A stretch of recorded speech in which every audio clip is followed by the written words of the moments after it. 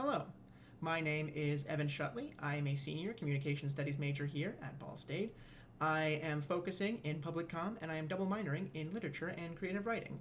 And the career path that I have chosen for myself is public relations or PR. Now, when people hear that, they either think of like that's all encompassing or something like I don't actually know what that does. And to be fair, it's gone by a lot of names. Some of them, are mostly formalities. Something like, brand ambassador, content strategist, media coordinator, public affairs specialist, the list kind of just goes on and on.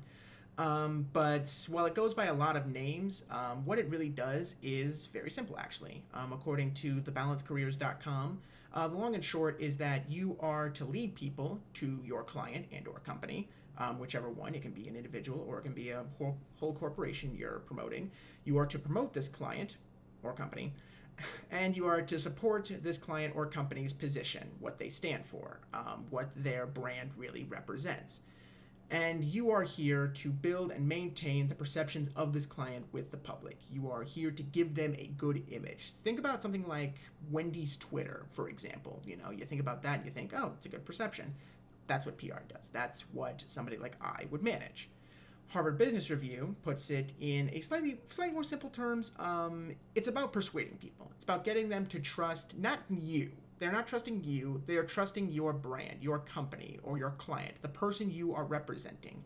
As a PR person, it is my job to go to these clients or customers or companies and get people to believe and trust that they are a good and trusting company in the eye of the public, at the very least.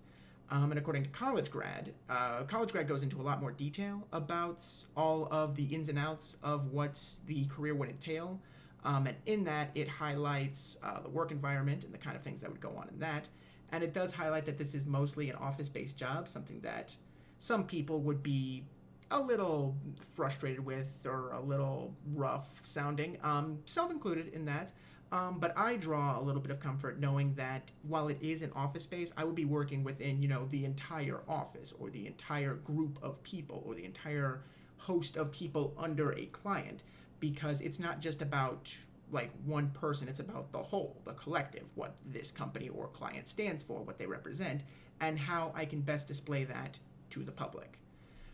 So with all of that about my career choice, the number of classes that and the things that I've learned in these classes that I can use for this career, honestly, it's most of them, frankly. I've learned something useful from just about every class. But to narrow down a few and to really break down some of the things that I learned there, and along with the projects that I learned in all of this, persuasion would be a clear-cut choice. Com 320.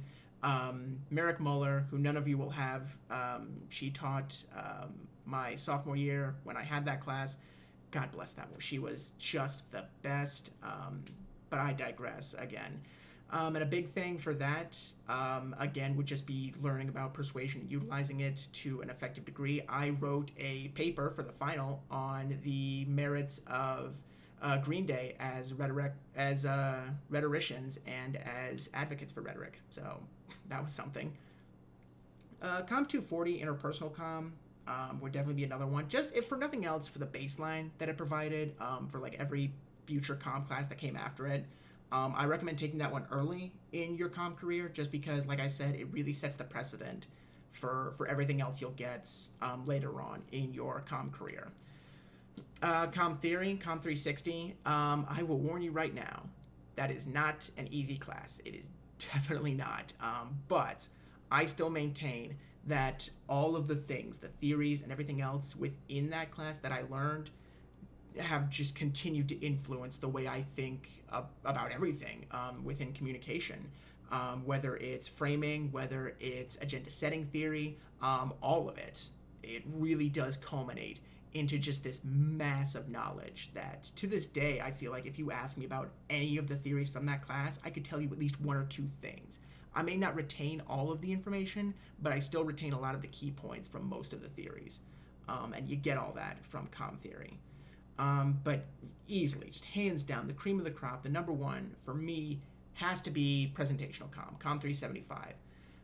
I took that class with Professor Corker, and it ranks right up there with 360 in that it's not going to be easy.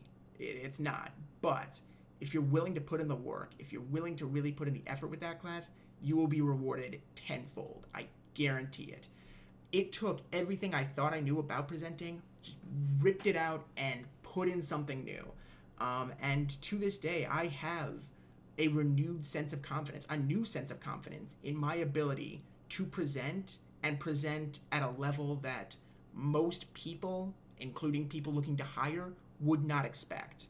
And I think this really comes off the tails of the two biggest projects, which would be the Big Talk at the very end and the Shark Tank, both of which were just hugely impactful, really made you evaluate yourself as a presenter and how you presented in a way that really shook me up at the beginning of the class. But towards the end, as I said, I have never been more confident in my presentational abilities, including in this. I feel like my confidence in this would not be the same had I not taken Com 375. So those are just some of the skills and some of the classes that I believe are the most beneficial in my career pursuits. Thank you very much.